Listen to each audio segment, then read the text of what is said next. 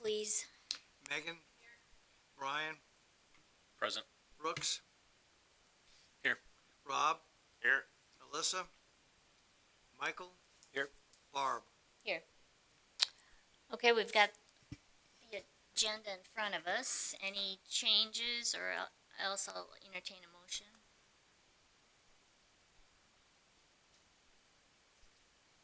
I'd write motion to approve. Bassett, I'll second. Got a motion and a second to approve the agenda. All in favor? Opposed? Okay. Minutes. Had a chance to review the minutes. I cleared it with Alyssa. She didn't see any corrections. You know, she used to be a proofreader for the Argus Leader, so she's really good at that stuff. She was a Challenger editor for yeah, many years yeah, too she here in was, town. So yeah. motion to approve. No. Shoneman second. Okay, motion and second to approve the minutes. All in favor? Opposed? Okay, moving on. Okay, we have a time for public comments at the moment. If you're here to address a specific topic, you can wait until that time. Is anybody here for just general comments? Okay. Okay, we'll move on to public hearing for cell towers on page 5. So, due to South Dakota's one subject ordinance rule, this is kind of broken into 3 parts. The first public hearing is on changes to the cell tower regulations themselves. So, what the proposed ordinance does is third-party review is authorized for those things where findings are required if you can't meet our standards and you have to go through the no feasible alternative, only feasible site. A need, but only feasible site. Obviously, well, maybe not obviously, but city staff isn't really. We can look at it and we can see color blotches and all that stuff, but we wouldn't necessarily know how to interpret it. This gives us the option that if we go down that road, that the city can find someone to help us with that, and it gets paid by the applicant. And that adds that to new towers, modifications, all that kind of stuff. Then the real meat of the change is currently the standard is all new facilities need to be set back 300 feet from a residentially zoned or used property. Used becomes complicated because uses change all the time. So that's kind of where that language went away. But the proposed language is 1.1 times the height of the tower from a property line of a residentially zoned lot. And that's measured from the base of the facility to the property line. As well as some small language changes that were suggested that seem to make sense. Finally, the last section, I did a little more research this week, kind of narrowed it down some. The FCC really doesn't give you a whole lot of latitude to require a whole lot extra out of an applicant. We can require them to submit the documents that they submit to the FCC to show compliance, but we can't. You have to recertify every 3 months or 6 months or 9 months or 12 months. So we're kind of left with what they do anyway. I imagine they would anyway, but if you submit it to the FCC to show compliance, that we have a copy of the same. Whether we know what to do with it or not, but at least we have it. So we do have potentially an interested party here to speak to that if you would like. Before we have the individual come up here, I've got a question, or maybe more of a concern on those first 3 items about the third-party review. And I think I mentioned this at one of our previous meetings. I'm a little concerned because that's kind of the way it's written, it's kind of an open-ended expense. I have no idea what that cost could involve. I mean, is it $1,000? Is it $10,000? I have no idea what a third-party expert cost would be for them to prepare a report. To me, if we're not asking for a specific format, then I don't know if we should put this in there. I mean, if we want the information in a certain form that we can interpret and understand, then let's put that in the code. rather than leave it open that, okay, well, you submitted in this format or using this methodology, but we're gonna review it based on a different criteria. So if we're gonna be responsible for reviewing the application, let's make them submit it in a certain format so that we don't have to go out and hire a third party and spend a bunch of the applicant's money and them not even knowing what that variable cost might be. So when we review development engineering plans, so there's a lot going on with that as far as like water modeling and sewer modeling and storm sewer modeling. And a lot of that I can sit and review them, but it takes a lot of time.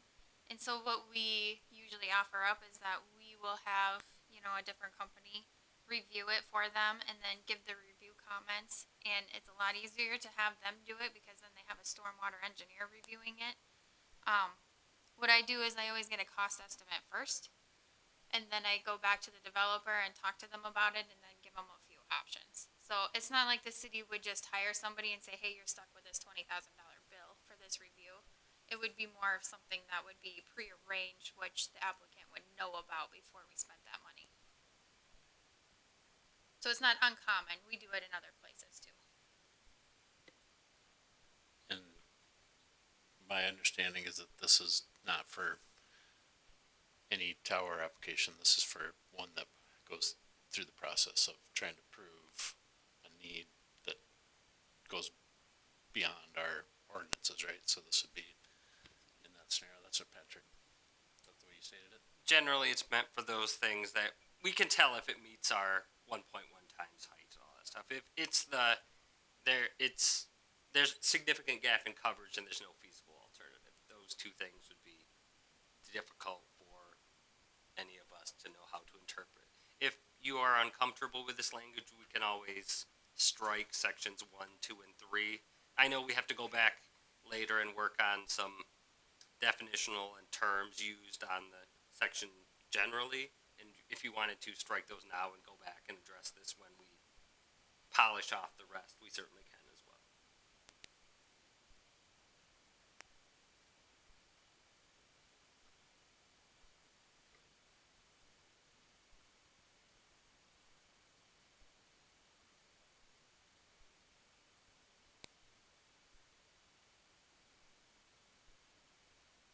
Do we have a preference on that, or should we have our guest come on up and talk? Come on up. If you would state your name and address, please, and push that little button so that the red light, there you go. Thank you. Craig Snyder, 2309 East St. Peter Circle, Sioux Falls. And I'm normally not the one here, it's usually Jonah, but Jonah's out of town in Arizona as well today, so he's asked me to stand in for him. So I haven't been here for every meeting. I was here for one meeting. Appreciate what the council has done in looking at the ordinance and trying to craft it in a way that both serves the public interest in better cell phone service as well as, placing towers in appropriate locations. And I don't really have any comments on the ordinance. I wasn't sure if, when Patrick, you said you strike that, and then another process happens. Does that delay by striking that and having to come back to it, or is that already going to happen in some other way? The copy of the draft without that stuff would conceptually proceed on. It's whether they wanted section 1 being the third-party review for 1515.7C6, then you have third-party review for 1515.7D2F. Not that that means anything, those are the section numbers, 1515.7E6. So it would, if they would like to proceed without it, and we can work on that when there are some terms and some small things we want to fix about the rest of the cell tower regulations, what things are called, whether it's facilities or whatnot, that they wanted to get through this and then revisit at a later time, whether we want to have the conversation about the third-party review stuff now or at that later time.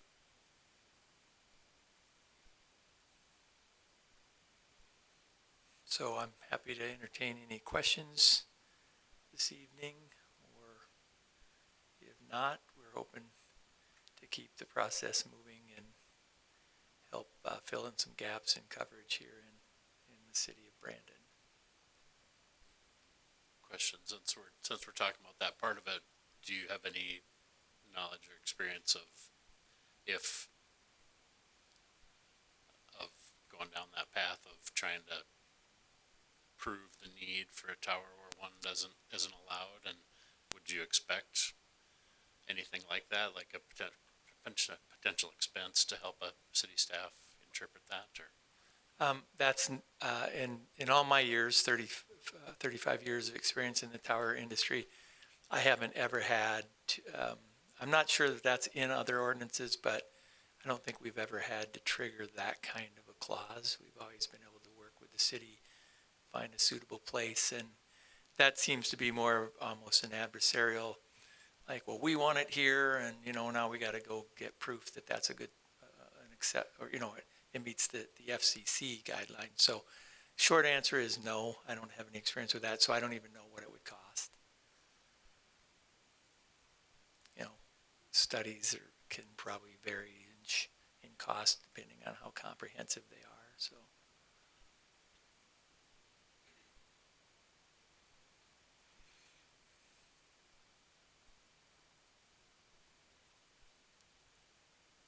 happy to entertain any other questions. Otherwise, Have we heard anything from any citizens about any of this? We have not. I expected to, but we have not. So I don't know. The paper has covered our discussions pretty well. So every meeting on the Development Foundation's Facebook page, I post kind of a summary of what's being talked about at the meeting. Haven't gotten any feedback, so far we've heard nothing. I doubt most citizens would even understand what this entails until a tower goes up. Well, and once we start talking about putting it up, this room will be packed. But I don't know how to get the information out, other than if they aren't reading any of that stuff. But there will be noise, I'm sure. It's hard when it's just a text amendment because it's not like you can go put a sign on the lawn because it's, all of town. But when an application does come in, of course, the signs would go on the lawn. So I do anticipate at that point. So what are we trying to do tonight, Patrick? This is the public hearing? Yes, on the overall language change in the ordinance. It's not a public hearing on any particular application. It's just the rules we set in the ordinance. I think the way it's written, if the city feels confident that they can work with the companies that are coming through to negotiate any of those fees before they get too deep in the weeds, and if it never to rarely happens anyway, but we have it in there just to kind of give a little strength to us on that we're not covering the fees if that does come around. I feel fine having that in there. Are there any other sections in there that anyone has any concerns with?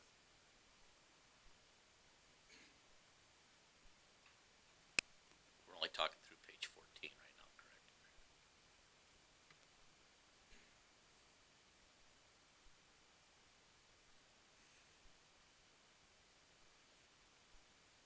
The likelihood of that event ever happening is going to be very minuscule. So if it's easier to just pass it as is, that's fine.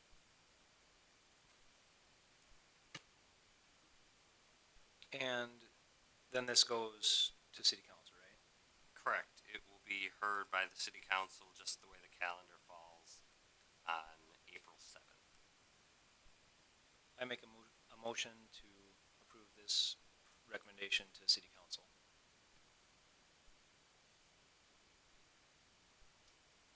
Shoneman, second. Okay, we've got a motion and a second to present this to city council and cell tower regulations. All in favor? Aye. Opposed? I guess I should have called for more discussion, but it sounds like we've discussed. All right, okay. Thank you so ladies and much for gentlemen. coming, appreciate Yeah, it. We'll be back. Yeah. Is that a warning? So we still have two more parts if you want to stick around. We still have a couple, this was just, It's a three-parter. Okay. well, no, we still have two more items on this agenda. There are three ordinances, and that was just the first. Yes. Yep. So, we got one done. So the second one is an amendment to chapter 15.10.10, the general business district's lot and yard regulations. So it adds wireless telecommunications tower to the table, requiring no minimum lot area, no minimum lot width, and setbacks and maximum building height, should we want to institute those regulations, would fall under a reference to the regulations we just talked about in 15.15.7. So it is currently already a conditional use in general business. It just talks more about the lot and yard regulations. It's already a conditional use.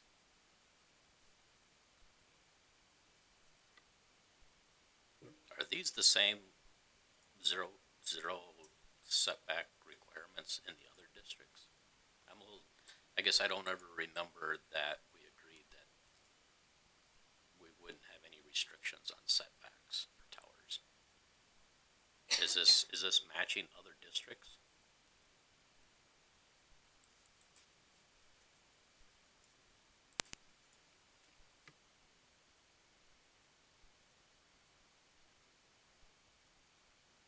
It was my understanding that they would be obligated to the same setbacks and requirements as any other structure on a parcel.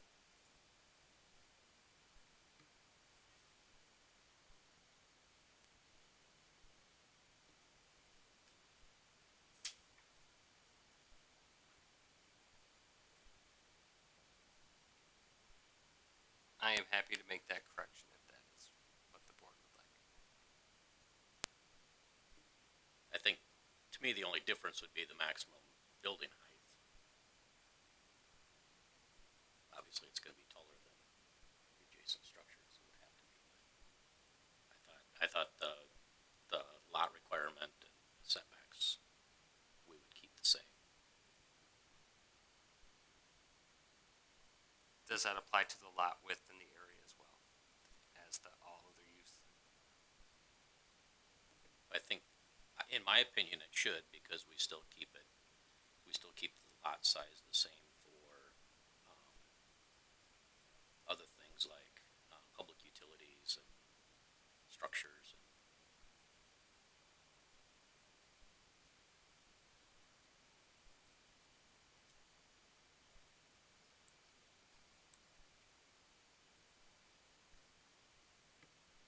Were the rest of you thinking the same thing, or we on different pages?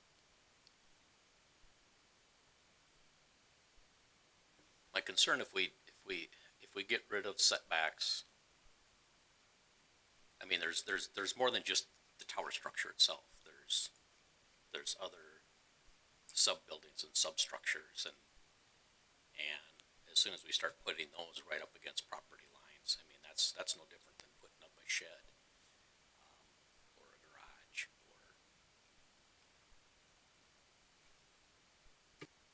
Yeah, I always thought we were dealing with typical setbacks. That was the conversations that we were having were around typical setbacks for the tower with what the setbacks were for everything else.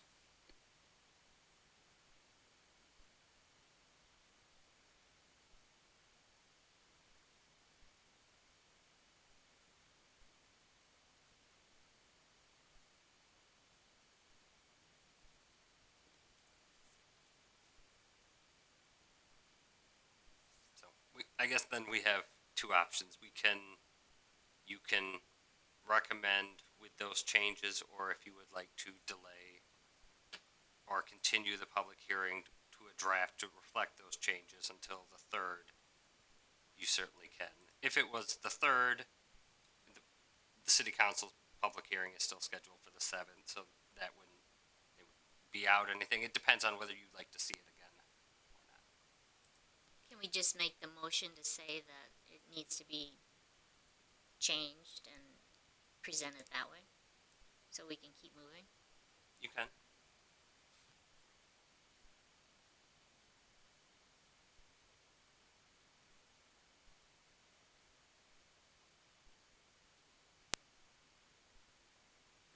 I guess I'll make a motion to approve with the changes being the minimum lot width of 25 feet, front yard setback of 25 feet, side yard setback 7 feet, rear yard setback 5 feet, maximum building height, see note 5, or note 6.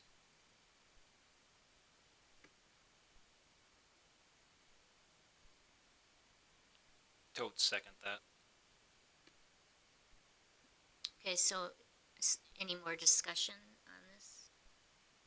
Patrick, do we have to also note that what was previously note number 6 is now note number 7? Since that is technically a change. Yes, that should be adjusted as well. So I'll add that to the motion. Okay, we heard the motion. I'm not going to repeat it because I'll never get it right. It's on the record. Okay, any more discussion from anybody? All right, then let's vote. All in favor? Aye. Opposed? Okay, now we're down with 2 and moving on to number 3. So this one likely has also a language correction issue in the lot and yard table. The one thing this does, in addition to what we just talked about, was this ordinance does add wireless telecommunications tower as a conditional use to the institutional district. That currently does not exist. This adds that use.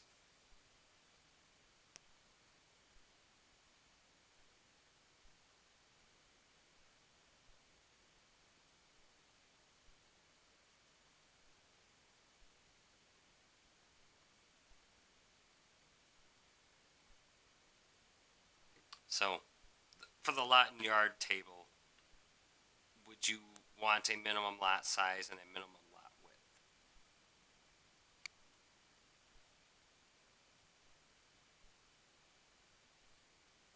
Then the setbacks gets complicated because it's a table and not a standard number, so we need to figure out which numbers you want those to be. Well,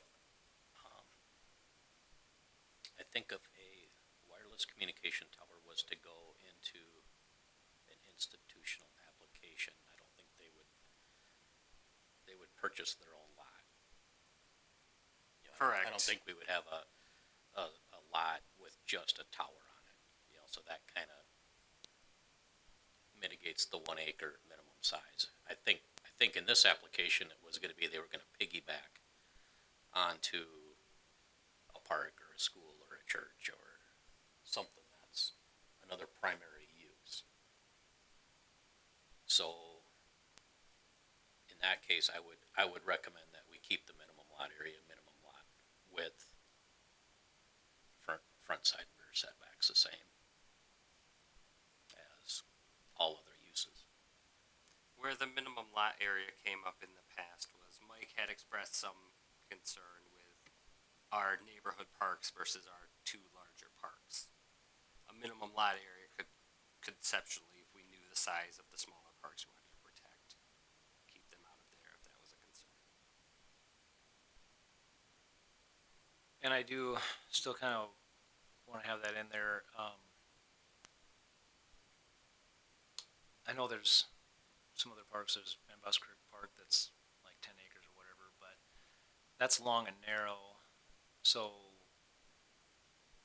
you're still gonna, with it being long and narrow, you're still gonna be restricted in that area from putting a tower in next to residential because it's too narrow. So I think if we did like the problem is if you did it simply by the minimum lot area, then another area that isn't a city park might be restricted. So it almost needs to be another exception where you couldn't put it in a park. If we said like a city park under 5 acres or something like that, couldn't go in there, then it would still be able to go in another use or another property that has a different use other than a city park. I do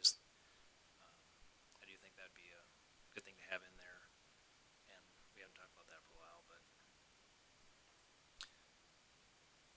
if that's something we could do. So something like it, the second exception number 2 should be exception number 3. So adding an exception number 4, so something like minimum lot area, NAC exception number 4, all public parks below X or X acres are exempt or don't apply or something. Yeah, I think if you just did institutional, where a park is a use, primary use, whatever, then they wouldn't be able to build on that unless it's over 5 acres. I think that would cover most of the city parks.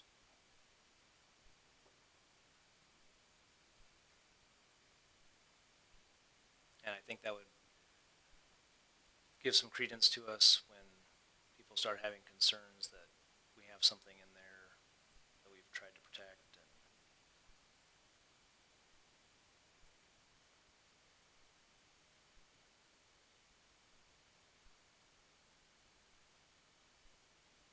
I guess I can agree with that, because we've had several meetings where people have shown up when we've changed parks over institutional, and they get pretty excited about what can be built there. So, not that the city would probably ever let that happen, but the fact that we can tell them that you can't put a wireless tower in there unless it's an extremely large park.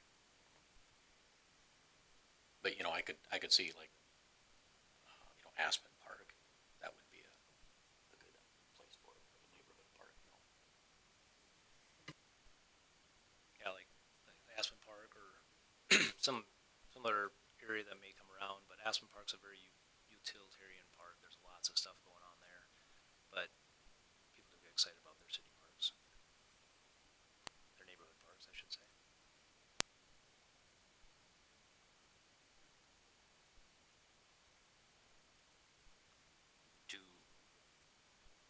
Is there any thoughts on the front yard setback, side yard setback, and your rear yard setback numbers? Since the table progresses based on height, do you want to follow a similar format? Do you want to have it match the language of general business where it was 25, 7, and 5? Do you have a preference? I think the setbacks were to protect residential properties. I think what we talked about was like the Performing Arts Center at the high school. If that was right up against a residential area, but the fact that you have to be 1.1 times the height of the tower from a residential property, I think that's going to protect us anyway. So I don't know if we need to have anything other than the typical setbacks, 25, 7, 25. I don't know, others' thoughts?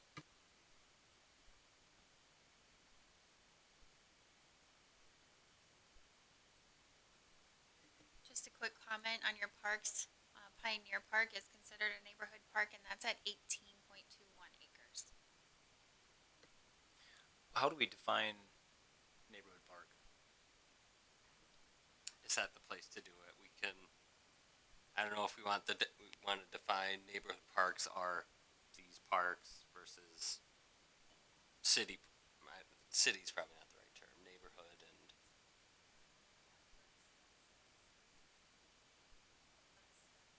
would that be the preferred way to do it? Do we want to add 2 new definitions with community parks are these listed parks? no wireless telecommunications tower may be in a community park as an exemption. Or do we just say not allowed in public parks? I mean, if somebody wants to do a private park and they wanna put a tower up, that's fine. We could just as easily say, municipal, not allowed in municipal parks. Here again, I don't think the city's gonna allow it, but that at least makes it easier when we wanna convert a park over to, institutional, and we fill the room up with concerned citizens about what might get built there.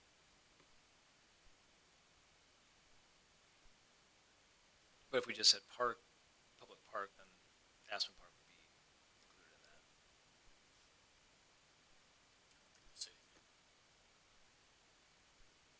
We're not allowing them on their water towers anymore, right? I don't think they'll probably allow it in their public parks, correct? I don't wanna speak for the city, but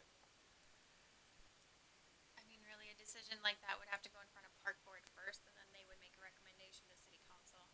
You know, water towers are a little bit different, cause we have to do maintenance and have to have access to the water towers, and that's where it comes into an issue, is when they have all their communications on the outside of it and say we need to repaint it. Well, we had a problem when we had to repaint our existing one, we had to pay that company to remove all of their stuff, paint it, and then pay to have it put back on. So it became an extra expense for us.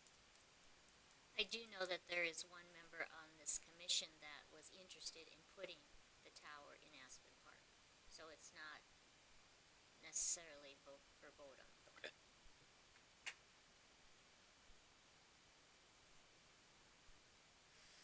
Sir, if I may ask, do you have towers in parks anyplace? Just curious. Do you know? I think I agree with what was said earlier, that usually cities don't allow it. I'm trying to think of, other than on water towers in Sioux Falls, I don't think there's any towers in city parks, as an example. So it would probably be one of the last places we would look to ask if we knew it was an allowed use and there wasn't going to be a lot of pushback. You know, I could see it happening, but we would expect a lot of pushback in a city park. We would expect that too.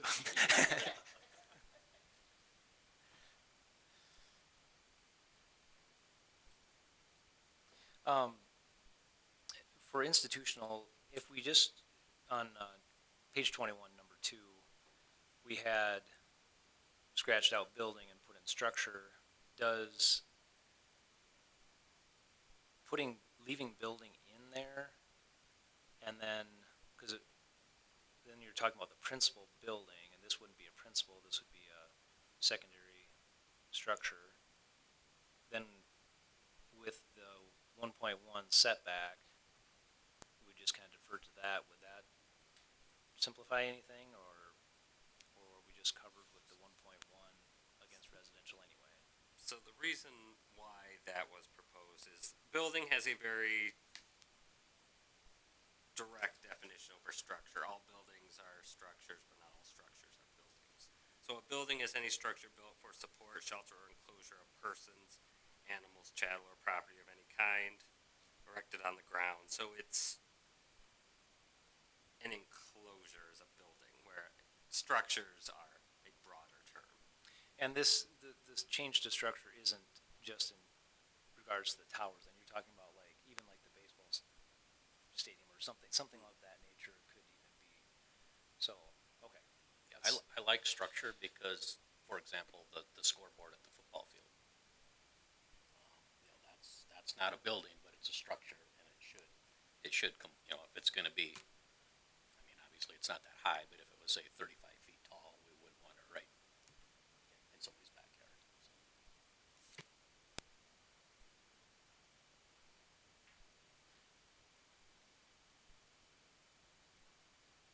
And I think just for kind of to ease everyone that, I guess we go either way. Either say neighborhood parks over or under 5 acres would be exempt from towers, or just city parks in general. The only concern I have with saying city parks in general is if they do decide to go into one of the larger parks, then I could see that potentially coming out, and then all the parks are vulnerable, and that could cause concern. And so I would be fine either way. I kind of think if we just said, just to protect the neighborhood parks under 5 acres, but I'm fine either way. I think we should. I'd suggest let's leave it at 5 acres, and then if the city ever does want to put one of these in one of their parks, the council can, that's a council decision, not a zoning decision. You guys okay with that, staff-wise? Do you think that's the right number, or? That would cover everything but Pioneer, McCarty, and Aspen. And you'd also factor in the 1.1 times the height. Yeah, I mean, that's. Because the soccer field's part of Pioneer Park is probably different than the playground part of Pioneer Park.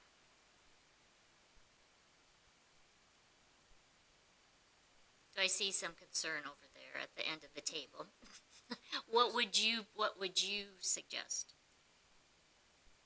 I'm not sure. I just know some of the residents around Pioneer Park, and you can't even trim a tree without them coming unglued. So I know quite a few residents that would not be okay with that, but at the same time, it'd still have to go through all the steps, the process. They would have a voice. It would still go through park board and everything else. So Plus, it sits so low. You wouldn't put a tower there anyway, would you? Yeah, here again, I mean, first of all, city council would have to approve it, which may or may not happen. And then, like you said, it's gonna have to go through conditional use, so they would have multiple opportunities to come in and voice their opinion to multiple groups, so.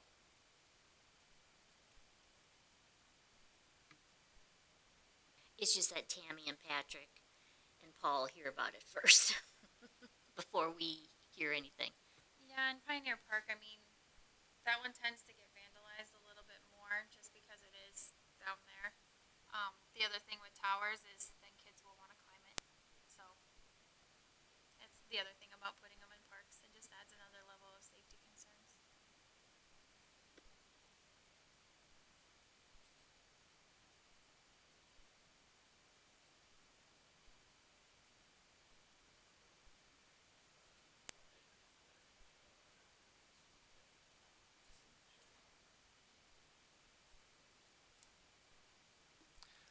I would make a motion to approve it with adding in an exemption for city parks or neighborhood parks under 5 acres.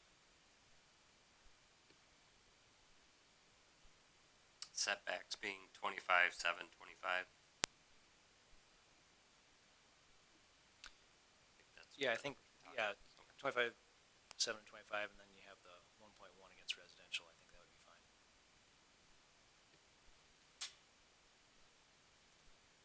Can I ask a question? I noticed that one says 25 on the rear, but the other one was 5. How do those two overlap? The previous one that you approved was 25.75. That was a 5 for general the rear. business, I think.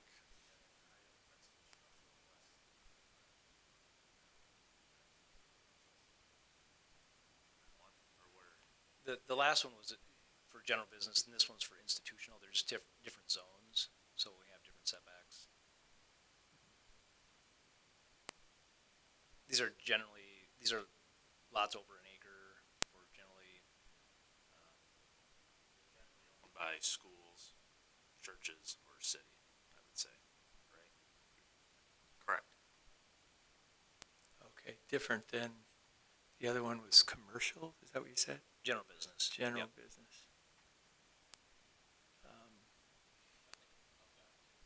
Bethany Homes could probably be an institutional as well. Okay. Sir, I think for the most part, you'll be restricted to 1.1 times the height of the tower from residential. So, I don't know if the rest of the setbacks are really gonna be too much of an issue, so.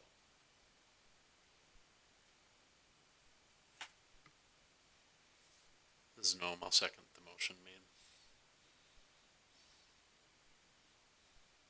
motion and a second. Again, I'm not repeating it. It's been a while ago. Okay, any more discussion? All in favor? Aye. Opposed? Okay. Okay, Those were the three for the cell towers.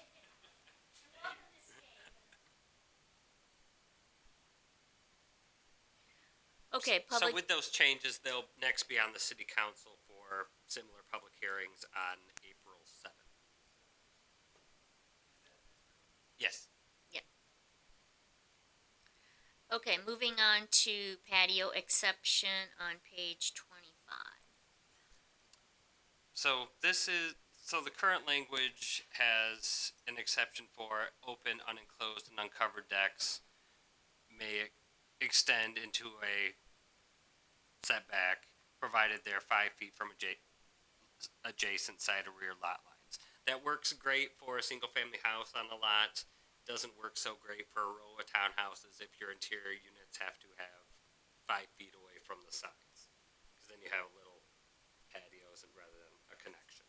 So this exception language proposes to allow on those interior units or the exterior unit where it connects to an interior unit to allow it to go to the property line, to the side property lines.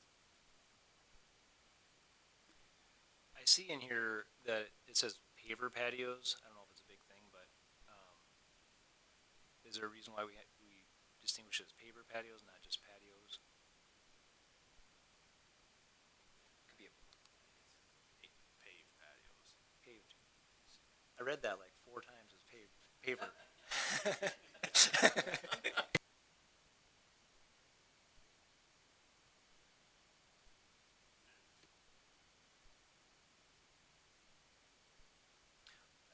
Well, they could be pavers. I would think paved patios. That way, I get what you're saying. I don't know if it should say poured patios or not. I don't know. So Rob, does this make sense to you as a contractor?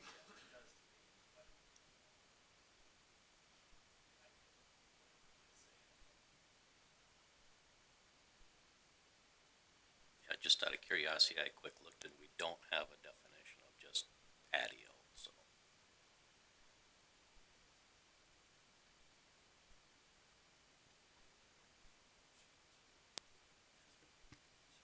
We do have one for hard surfacing, one of 3 options, asphalt pad, concrete pad, or pavers that make up the size of the concrete. Very few people put all those 2x2s out, usually it's poured.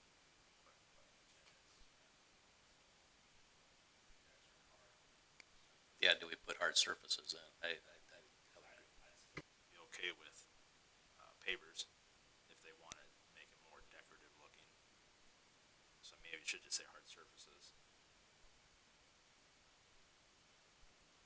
Would you like that change made to both the paragraph E and paragraph E1, where it says paved patios to be hard surface patio?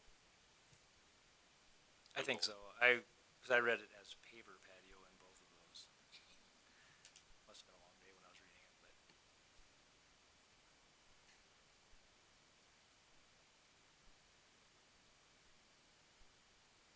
So can we make if we're agreeable, make a motion for that change and then move it along?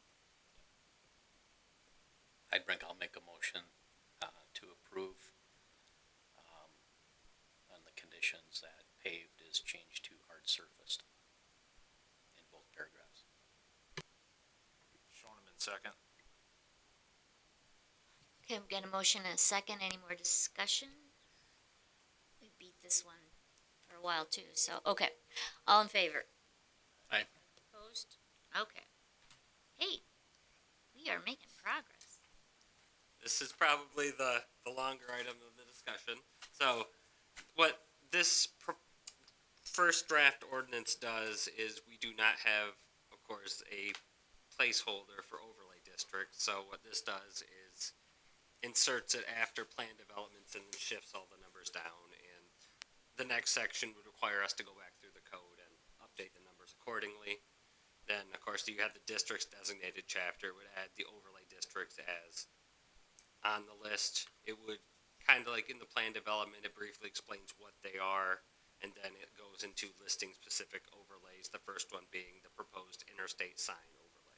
I've left open kind of a couple highlighted spots, just some talked about a close proximity or a distance of a certain amount of feet from Interstate 90, so I kind of left that open. I didn't hear a particular number going back to the recording, so that's an option. There are a couple of ways to do it. I don't know if either we could just set a straight number. There was some concern where you wouldn't want way high than way low. You kind of all wanted them to be somewhat on the level with each other.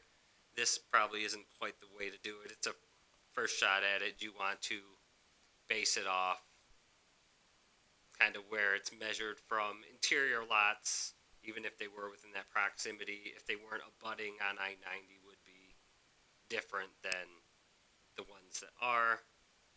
I came up with a term that it abuts it based on the average elevation of the street around it, that way to get around the mound issue that Mike talked about. That way that is outside of their control. So they're not building mounds and sticking a sign on there.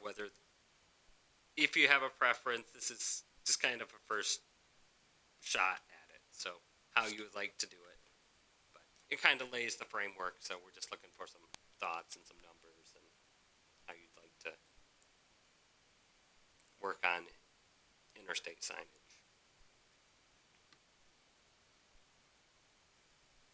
If we propose a distance from the interstate, I was just kind of looking on Google Earth. I guess I would recommend that we base that off the center line of the interstate right away. Just would make it easier to calculate rather than, obviously it gets wider at the off ramps and then narrows back down. So to me it'd be easier to do a calculation if we just went down the center line of the right of way. Also just kind of looking, I looked at 1,000 feet and what would that be? That basically brought the distance, assuming from about the center line, it brought that down to, oh shoot, what is that, Ash Street? Just past Ash. Yeah. Is that Ash? The one just south of the gas station? Yeah. Brought it to the south side of Ash Street, just for reference of what 1,000 feet represents. Could be more, could be less. But. So it would cover all of that area? Yeah, and then it would get up, I think it was about to the entrance to the zip feed on the other side. Eventually that side of the interstate's gonna develop too, so.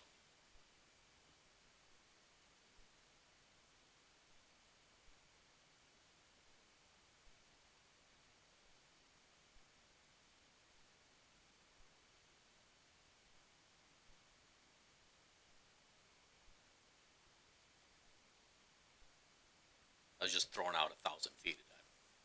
I don't know what everybody else thinks of it, should be more or less, but. I appreciate that homework, Brian, and that's sort of the area I was thinking of, so that seems to fit. So that would also apply to the west side of Split Rock, or is that just the east side of Split Rock, this overlay district? I think it would be the entire length of I-90. Okay.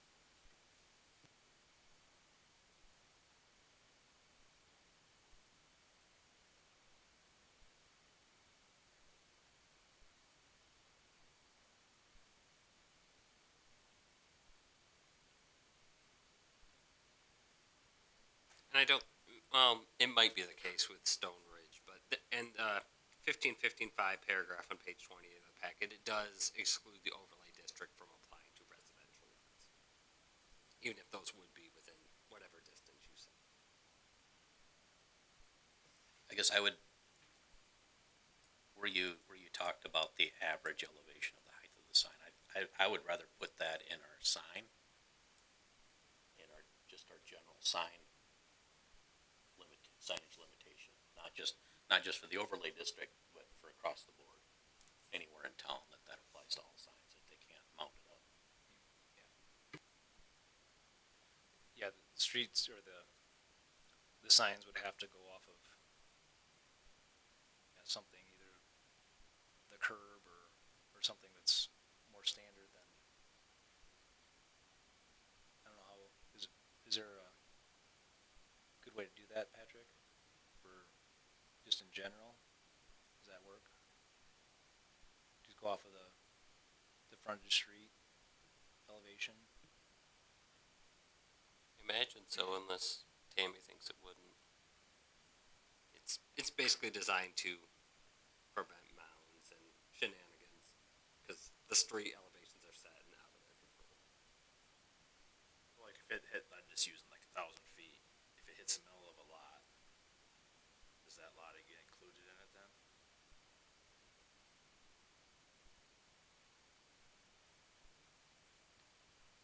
I guess if the sign is placed within that 1,000 feet, What I was getting at was, because I don't know if 1,000 feet makes the Circle K with those, the McDonald's sign on there, stuff is also what I was getting at. So I just didn't know if you went a quarter mile, which is like 1325, then that would hit those signs then, from just measuring quick off of the GIS map. And that we have to, but just, if we're trying to put those signs just into that category. Yeah, because we would be, it's like 1,100 feet to their property. So it's like, just not you, kind of a thing. I don't know. I know it's hard to stop, keep going down, but it was just, because I know they got tall signs, so that'd be a stopping to get those in, and then you're there, I guess, at least.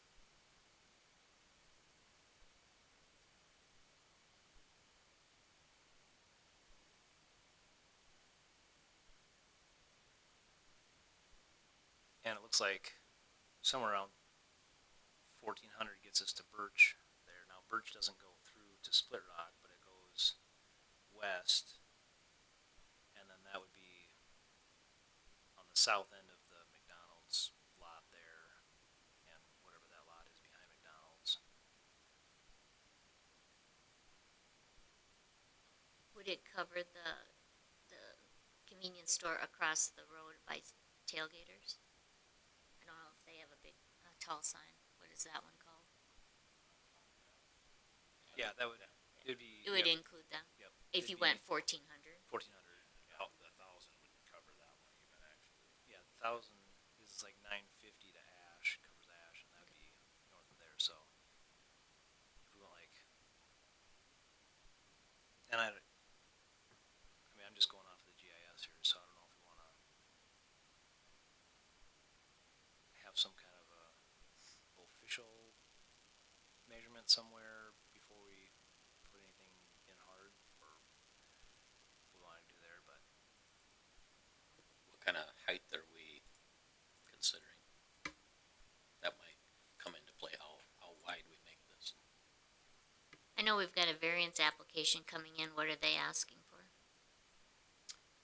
Likely 90 feet.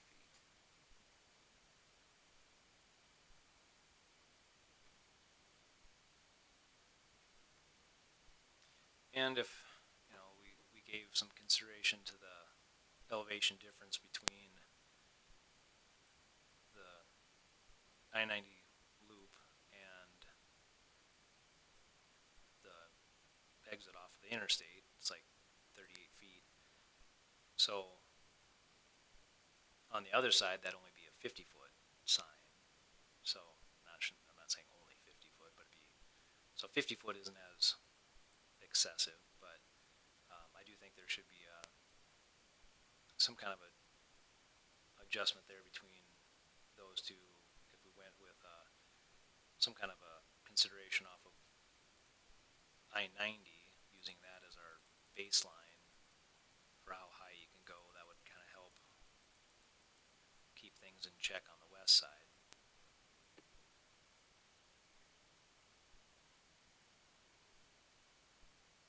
Patrick, I don't know if it was last meeting or the meeting before, you had put some dimensions together of all the signs, of all the taller signs. What's the tallest sign that we currently have? So Paul put together the information, just giving Paul credit. Yeah, I'm Did a trying lot to, of legwork. I wish I could think about was stated. Seventies? Yeah, the Circle K and McDonald's was up there, and then the one for the coffee cup, which is really off premise. That was probably getting up there. I can go back into the office and pull those documents. It was in the packet, wasn't Yeah, it? yeah. We can pull. If the internet's working.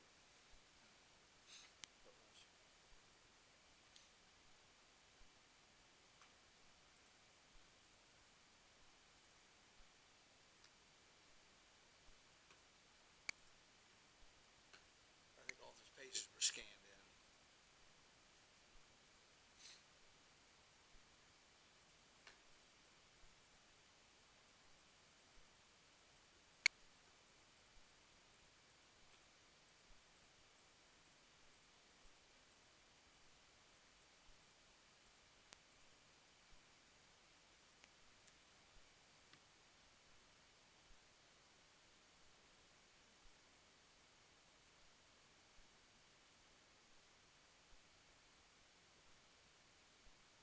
So McDonald's Circle K had a 60-footer, 35.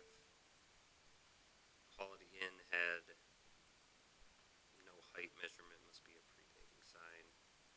Coffee cup sign was 85.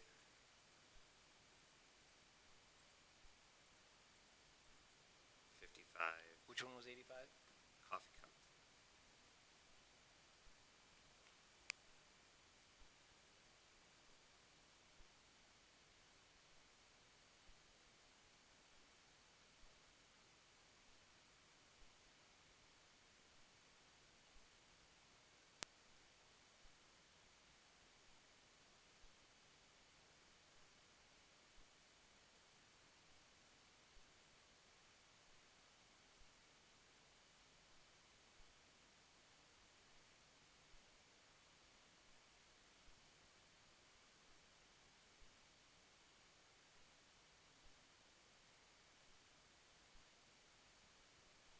So Mike, were you saying like you would measure from the interstate, it would be above the interstate?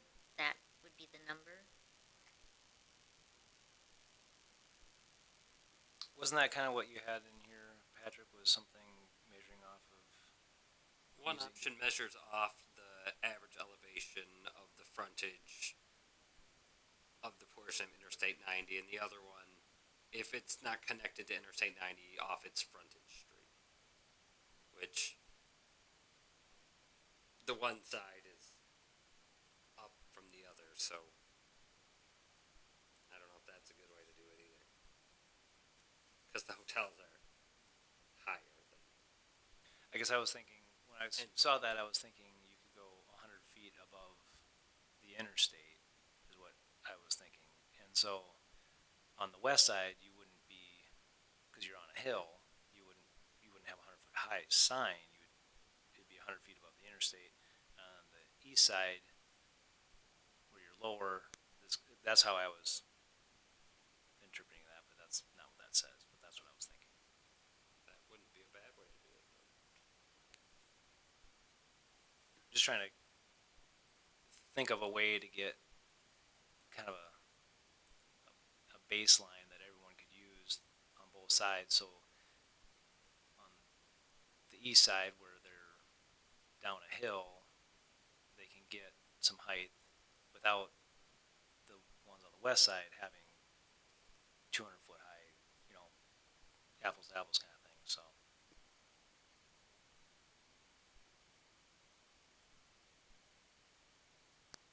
Or we just establish a datum elevation that nobody can exceed. I don't know what, Tammy probably knows what our elevation, approximate elevation of town is. I mean, like what, maybe 1,450 or something like that. That if we just establish some certain height and that's it, regardless of what the elevation of your property is, what the elevation of the interstate is, adjacent to you. Well, and especially the properties that are along the interstate, that your signage you want in relationship to the interstate. You want to be high enough so the people on the interstate can see you. So it just kind of seems like using that as a baseline kind of makes sense for those properties that are abutting the interstate. Now, once we get off of the interstate, their height isn't as crucial because they're not trying to market directly to the people on the interstate. They're marketing to people that are coming off of the interstate. So, but I don't know the best way to do that. But I think tying into the elevation of the interstate would help give some consistency to the east and the west side right there, where there's such a discrepancy.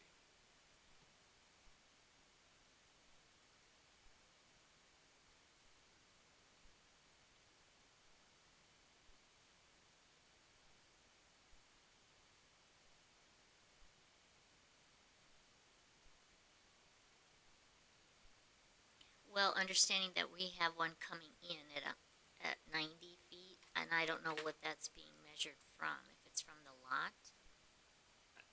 I think it's the grade of the lot wherever the sign will be located, but we haven't received the application yet as far as I know, but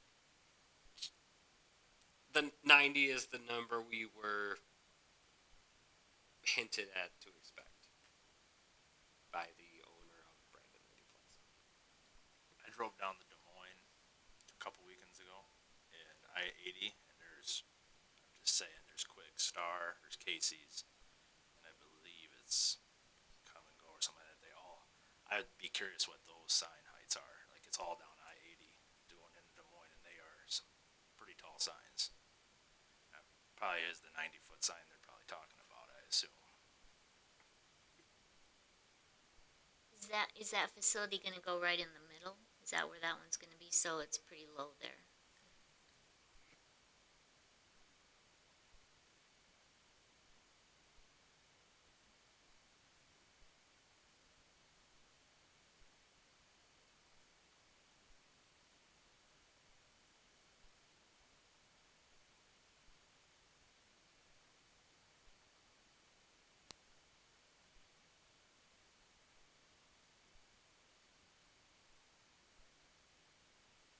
Above and beyond just those freestanding signs, B talks about separation from residential lots.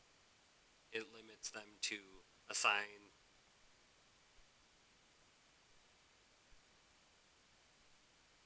30 feet above grade, measure from the average elevation of the portion of the frontage street abutting the lot, shall not be erected or located more than within 300 feet of any residential lot. So it's designed to keep this signs relatively lower near residential lots.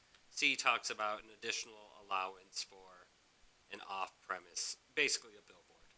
And then this proposes a separation distance of 700 feet between freestanding signs, whether it's in the city or not, it would count it. If it was 2 feet outside our boundary, it would still count for the 700.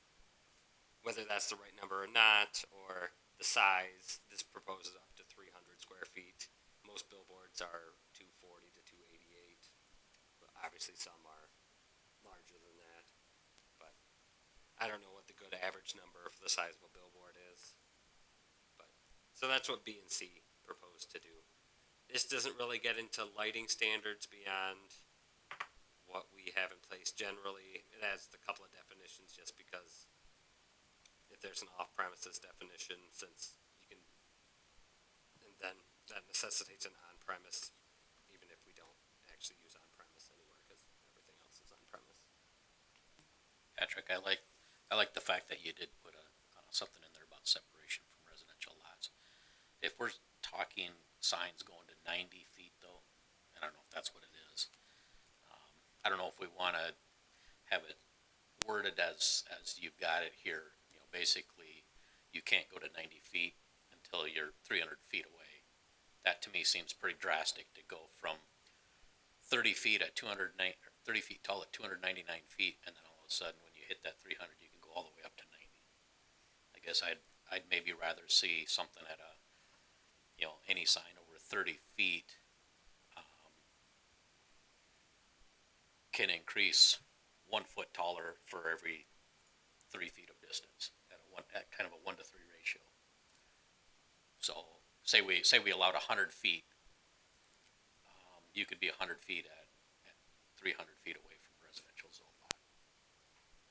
Anywhere from 30 feet to, and then gradually go up at a 1 to 3 ratio out to, until you get to that maximum height of 90 or 100 or whatever.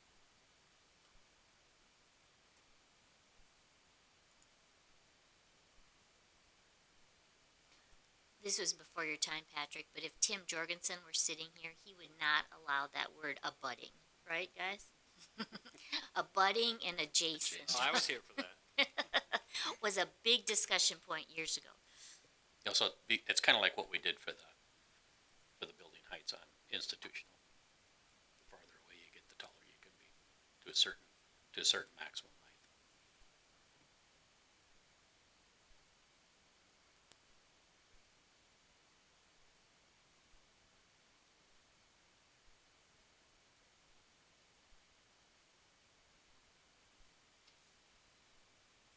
Yeah, I think that makes sense to have something, and I kind of like that idea of some kind of a graduated or progressing scale. I see your note at the bottom, Patrick, about do you want lighting standards beyond our standard, whatever we have in our other chapter, 15, 1510. And I guess my question, I think I tried to ask last time was, is there any way to, obviously, signs like this are going to be lit. They're going to want them to be lit, and that's the purpose. But is there any way to handle lighting in a directional way? I don't know if there is, but because obviously they want them to be visible along the corridor of the interstate. But if I don't know, if that's trying to think if there's any way to address,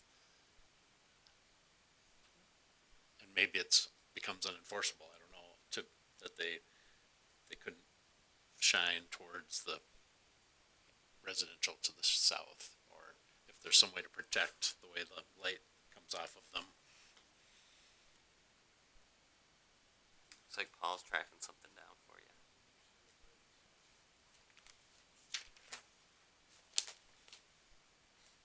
It does say under 15-15-10 that they shall be directed so as to reflect away from all residential districts, but still, you have a big light up there and it's gonna, you know,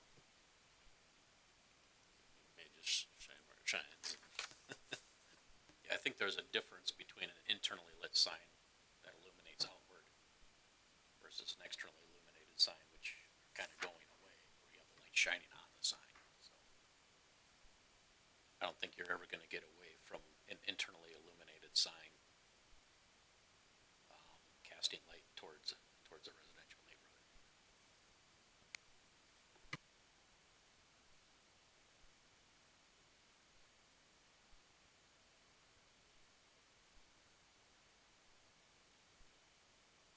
Just thought, and I think I remember Rob saying at the last meeting that, he can correct me if I'm wrong, but saying, well, if you were there, you might almost, it might be less impactful the higher they get to your home, I guess. If it's a 30-foot sign, it might be shining right in your bedroom, and if it's 60 plus, it might actually be less impactful.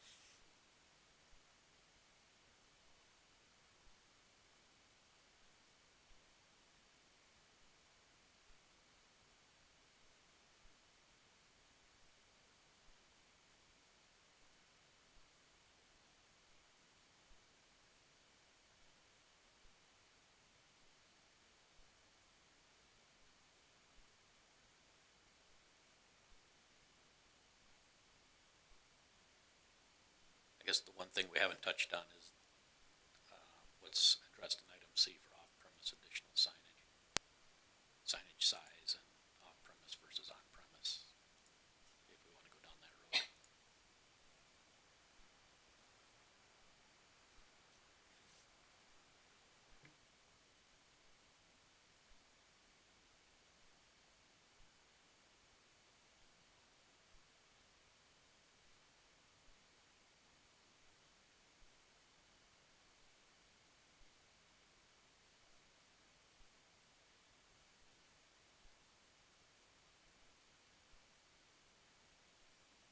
is that here in the draft because, I mean, because somehow this district would be exempt from other sign language that we have, or it's just if we wanted to consider allowing, It's an additional allowance for billboards. it's just, I mean, I get it, but would we have to worry against Interstate 90 because of the Highline poles and Excel there? But because they'd get pushed off so far into the property. I mean, where the existing property is, I don't. To me, they'd be putting a building there. How those lots are. I know Bukowski has them already because they're pushed off far enough away. Those aren't obviously zoned yet or nothing, but like an I-90 Plaza, I don't know if it'd even be possible. I mean, they'd have to put it right in the middle of their lot almost. Well, the one last week they had to move their sign because they couldn't have it on the northeast because of the easements there, so they had to move it to the west side. So yeah, seems like we're getting a lot of signs. If we're talking signs that are 80, 90 feet tall, I'm not in favor of taller signs and more signs. I mean, if every lot that has 200 linear feet of frontage on the interstate has, I don't know, hundreds of number plus an additional billboard, I don't know.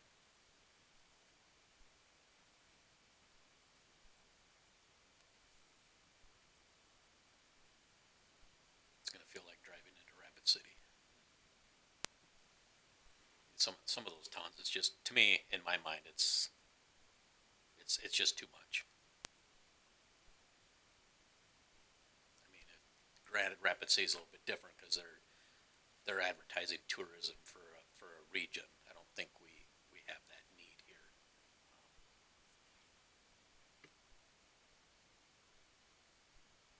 So if we didn't allow this, so then we're saying they would just have the sign on the interstate. Is that what that means? They wouldn't be allowed to have another sign on their property line? They would have whatever sign they want to do with that falls within the allowable area of the ordinance. If you allow C. If you include C in there. Well, if we added C, then they could have an additional sign on there. Oh, okay. Another one.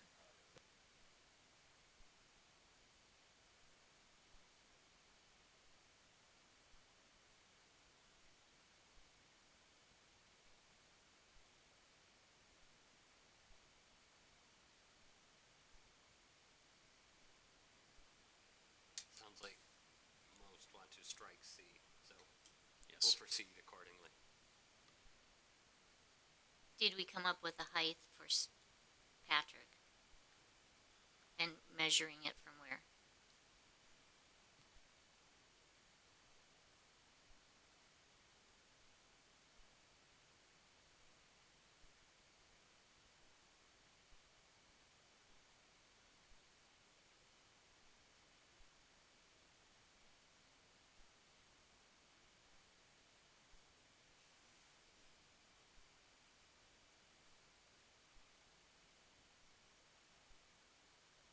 Tammy, do you have any elevation for like tailgaters or the hotel, how high they are off of the interstate? Do you have any way to calculate that? As far as the lot, like the Elevation, elevation of the yeah. lot or the signs? The lot, just for.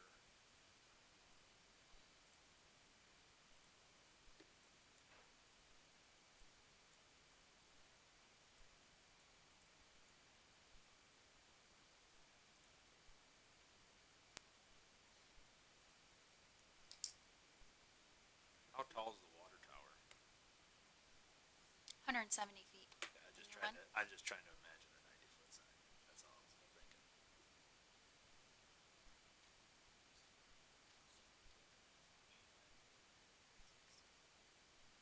Coffee cup.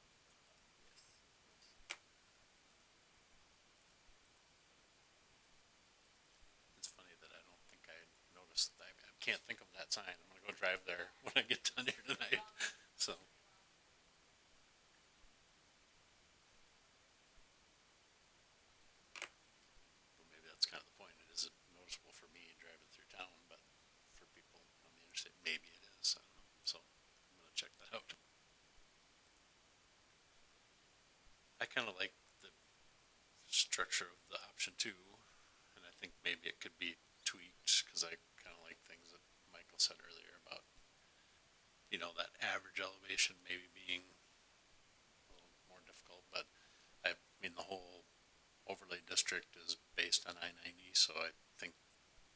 that's the purpose of the businesses that would go there, is to be visible from I-90, so to me, it makes sense that the sign elevation would, or height would be tied to I-92 and but I guess you were talking about something slightly different than that being the, but in relation. Okay, yeah, because you were saying that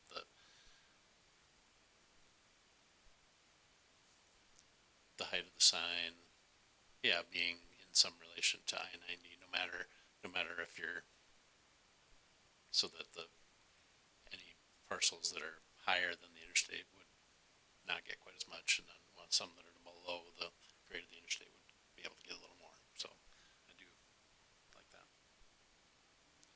Interstate is roughly 15 feet lower than tailgaters. And then, what's the relationship between the interstate and the I-90 Plaza? Do you have any?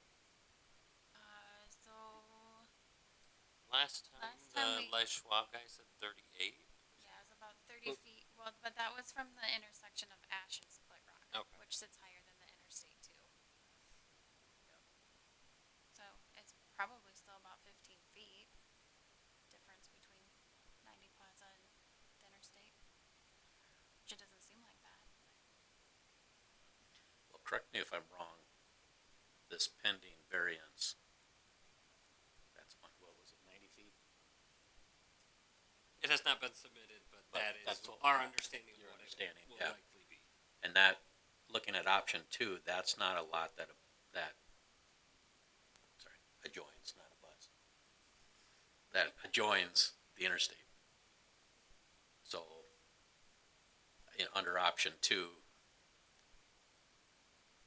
they would only be allocated 50 feet above their street frontage.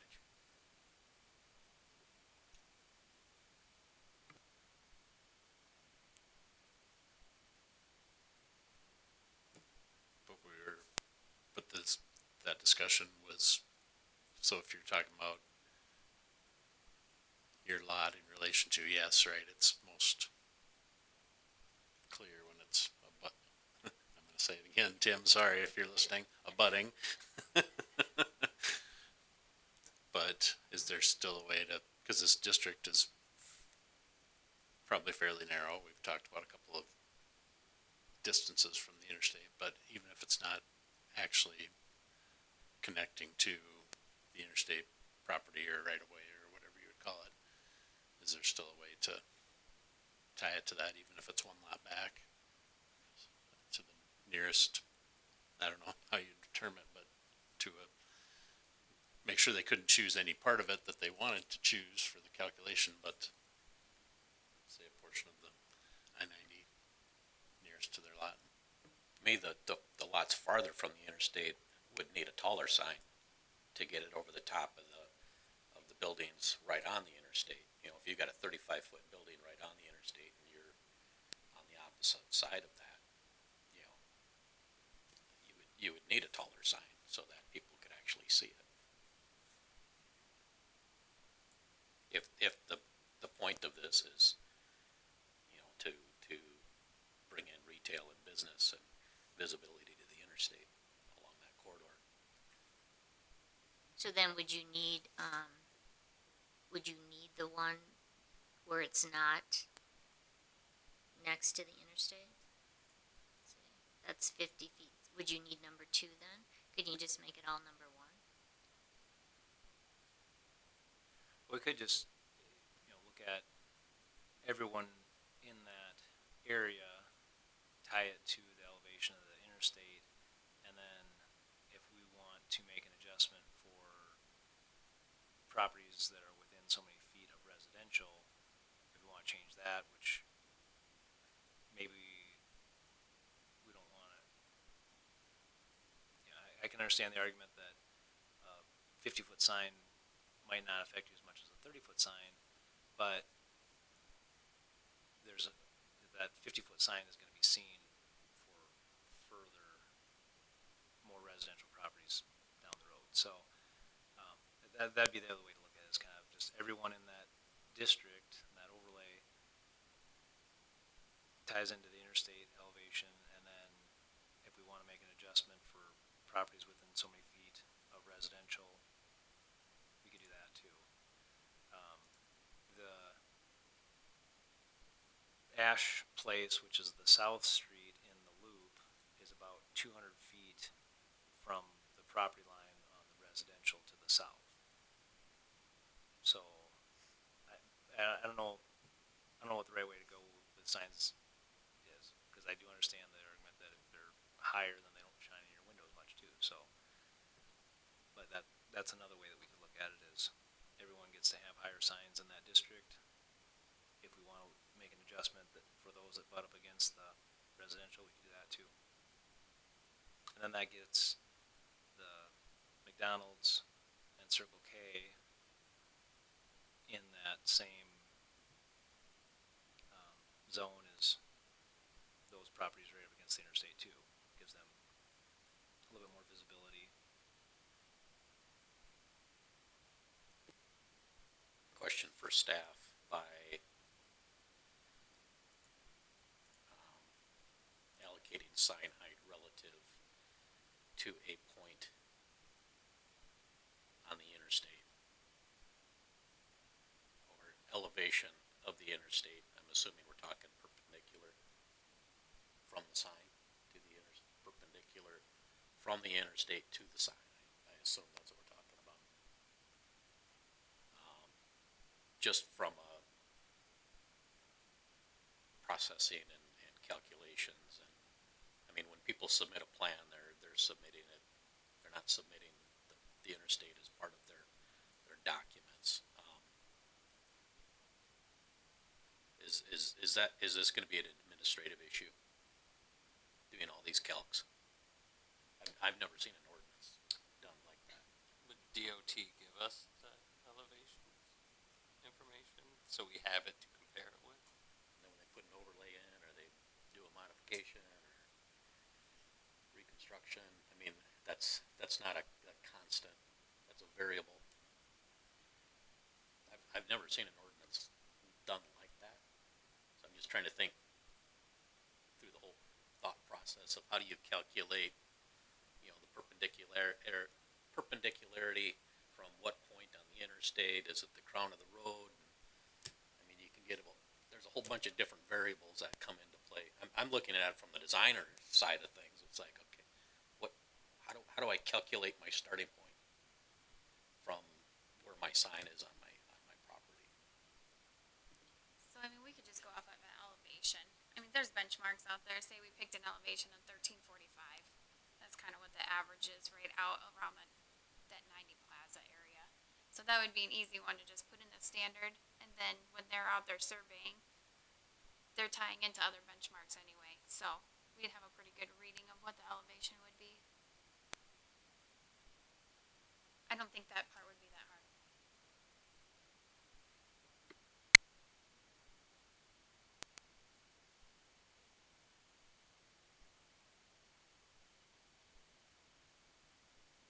And then if we went down like 1,400 feet, or just said, Birch Street doesn't go east, I guess. I was gonna say Birch Street. Birch Street kind of cuts across with that property. There's not a road there, but it looks like it cuts across with that property line on the north side of Laverne. But going east, it doesn't really line up. I don't know, because that would give us, instead of going with a measurement again off the interstate, but if we wanted to say like 1,400 feet south of the interstate, if we went from the median of the interstate, that would cover McDonald's and most of the properties that would be concerned with going west before we get into residential and going east until we get to residential. Now, do we want to include, I mean, how does this work going east if things develop? Does it automatically go into that if it's commercial, or do we have to readdress that if it turns into commercial, or how do we? So conceptually, unless it was residential, this overlay would apply across. It would just be there. And then if it was residential, we would exclude it, but otherwise, it would by default apply. For whatever stretch, if we extend it all the way to Minnesota, somehow the city of Brandon grew tremendously and extended all the way to the Minnesota border, that would extend to the border as well.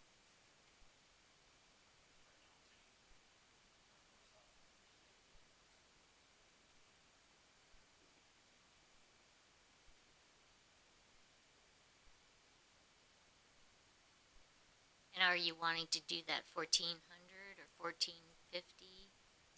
How, how, how far?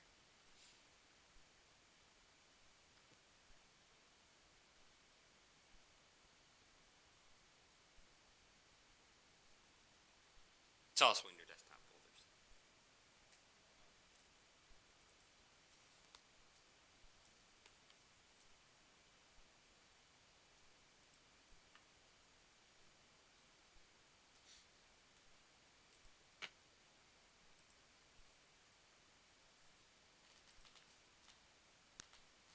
So which map are you looking for?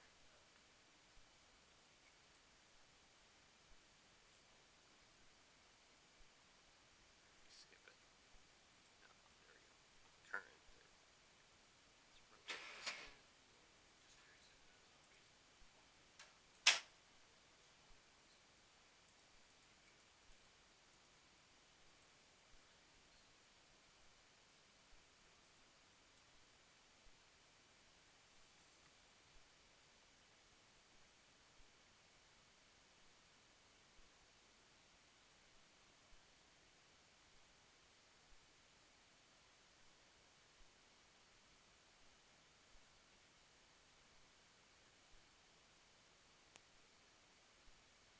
Gets a little blurry, but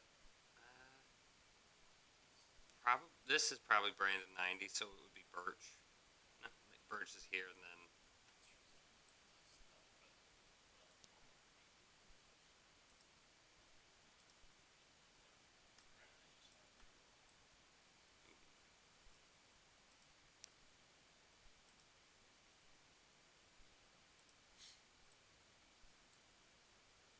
so Ash Street would be here. So it's a little south of Ash. Looks like is that then.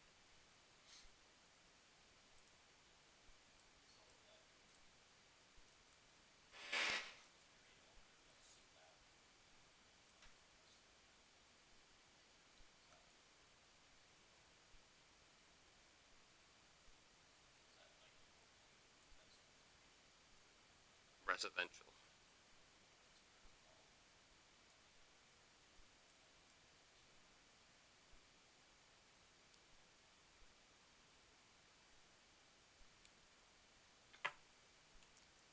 And that's probably not far off right here for this being residential, just because we kind of expect River Park to be somewhat mirrored across the road.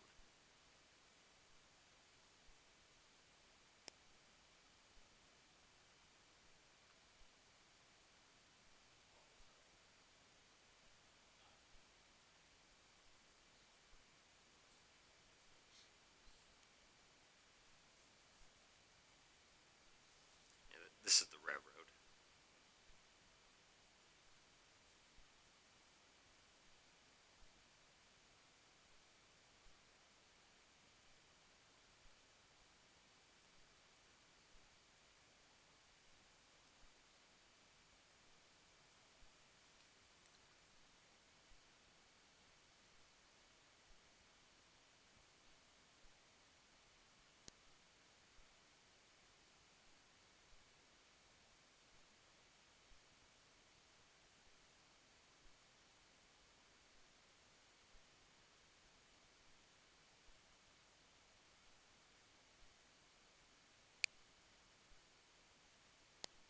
So how about somebody throw out a number and then you can argue about it?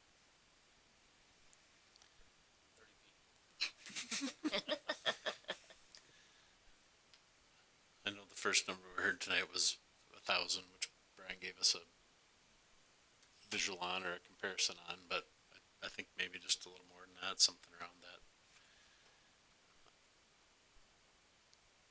1,300. I mean, maybe we could start with something like that, and then would it be possible to see something, a map or something better in a future discussion that would show a couple of distances away, so we could compare those with them better than what we can do? Well, I guess we can do pretty good on distance right now, but On plan map, the pink designated for commercial goes a little bit south of Ash. So if we go over to GIS and we draw the line from roughly the center of the interstate when we can find it to just south of Ash, 1100.